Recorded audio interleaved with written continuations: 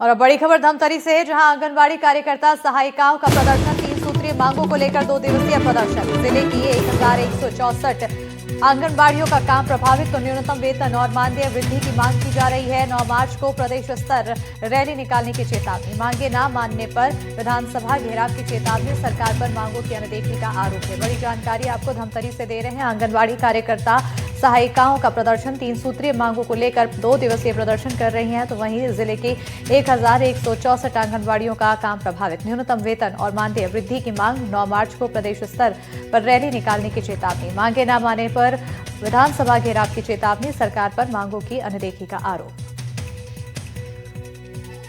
हमारा 3 मांग है। पहला मांग हमारी शासकीय को संस्करण घोषित किया जाए।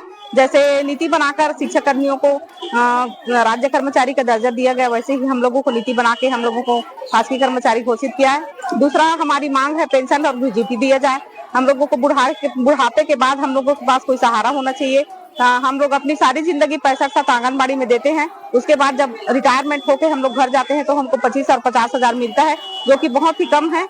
और हम लोगों को कम से कम जीने लायक सम्मानजनक आजीवन पेंशन दिया जाए। लेकिन हमारी सबसे बड़ी मांग है कि शासकीकरण में सब कुछ आ जाएगा, और हम काम से इतना त्रस्त है और सरकार को हम समय समय पर ज्ञापन सौंपते रहते हैं, लेकिन फिर भी शासन हम लोगों के लिए कुछ भी नहीं सोच रही है। और ऐसा ही चलता रहा तो हम लोग अभी 9 तारीख को प्रांत में है, उसके बाद में फिर हम लोग अनिश्चितकालीन में चले जाएंगे। अभी 2 लोगों का हड़ताल। और इसी पर ज्यादा जानकारी के साथ धमतरी सहयोगी पूनम शुक्ला फोनलाइन पर जुड़ चुकी हैं। पूनम, आखिर इस पूरे प्रदर्शन को लेकर क्या कुछ जानकारी, क्या क्या इनकी प्रमुख मांगे हैं और क्या कुछ आने वाले समय में कदम उठाया जाएगा?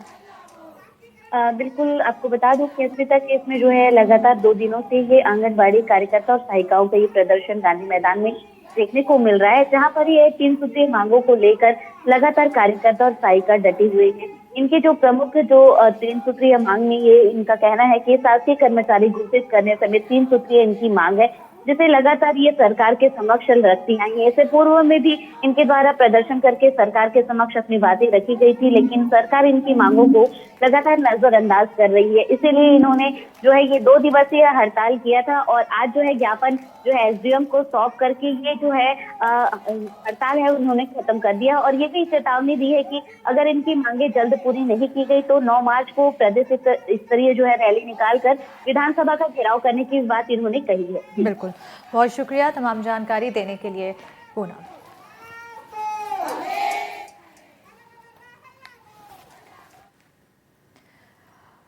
बढ़ेंगे आगे। अगली बड़ी खबर बिलासपुर से है। सिटी मजिस्ट्रेट और स्टेनो पर रिश्वत मांगने का आरोप। जमानत के बदले रिश्वत मांगने का आरोप है। रिश्वत नहीं देने पर जेल भेजने का आरोप तो जिला अधिवक्ता संघ ने शिकायत की है। लिखित शिकायत सौंपकर निष्पक्ष जांच की मांग की गई। बड़ी जानकारी आपको बिलासपुर से दे रहे हैं। सिटी मजिस्ट्रेट और स्टेनो पर रिश्वत मांगने का आरोप लगा है। जमानत के बदले रिश्वत मांगने का आरोप, रिश्वत नहीं देने पर जेल भेजने का आरोप है। जिला अधिवक्ता संघ ने शिकायत की, तो वहीं लिखित शिकायत सौंपकर निष्पक्ष जांच की मांग की गई।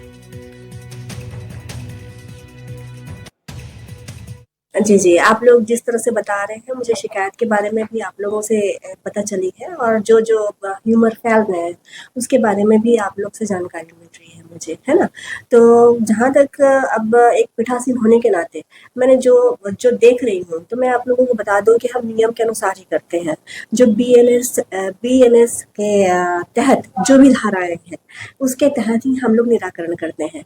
और मान लो कुछ दांडिक प्रकरण आ रहे हैं, हो सकता है किसी से उनकी झगड़ा हो जाती होगी या कुछ भी ऐसी बातें, छोटी मोटी बातें होते रहती हैं, पर फाइनेंशियल अभी तक मेरे पास कोई शिकायत नहीं आया है और ना ही इस तरह की कोई बातें। सिटी मजिस्ट्रेट के खिलाफ हमारे यहाँ हमारे जिला अधिवक्ता संघ के सदस्य के द्वारा शिकायत की गई, जिसमें उन्होंने एफिडेविट में शिकायत किया है कि एक कश्यप का बेल कराने के लिए वो गया हुआ था। थाना सिविल लाइन का मामला था, जिसमें उस समय रजनी भगत सिटी मजिस्ट्रेट के पद पर थी और उनके द्वारा एक स्टोनो जूही सोम वो वहाँ उपस्थित थे। जूनियर लड़का था, वो गया वहाँ की बेल पेश करना है मेरे को, जमानत के लिए उन्हें पर्ची पट्टा सब दिखाया। तो जूही सोम के द्वारा उनको बताया गया कि आप यहाँ नए हो क्या, आपको नहीं मालूम यहाँ जमानत कैसे होती है। और उन्होंने उनको बोला कि 5000 रुपये दो और जमानत दो। तो उसने बोला भाई पार्टी 5000 रुपये कहाँ से देगी और हम सारी चीज़ें लेके आए।